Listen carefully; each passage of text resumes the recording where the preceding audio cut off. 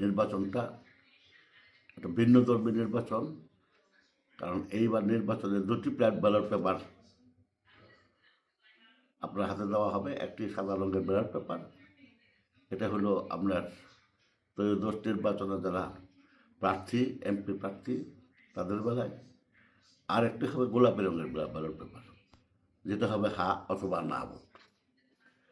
আপনি আগামী নির্বাচনে পছন্দসই প্রার্থীর পক্ষে ভোট দিতে চান, সাদা ব্যালট পেপারে আপনার পছন্দসই প্রার্থীর পক্ষে আপনি ভোট দিয়ে যাবেন, এবং গোলাপি রঙের ব্যালটটা আপনি হা অথবা না ভোট দিয়ে দুটোটা একসাথে গোপন কক্ষে গিয়ে একসাথে বাস করে ভোটের বক্সকে রেখে আসবেন। এবং আপনি ভোট কেন্দ্রে যাওয়ার আগে আপনার ভোটার স্লিপ অথবা আপনার আইডি কার্ড সহ লাইনে দাঁড়াবেন, এবং লাইনে দাঁড়িয়ে যাতে কোনো রকম গোলমাল না করে আপনি সুশৃঙ্খলভাবে ভোট দিতে পারেন সেই চেষ্টা করে যাবেন।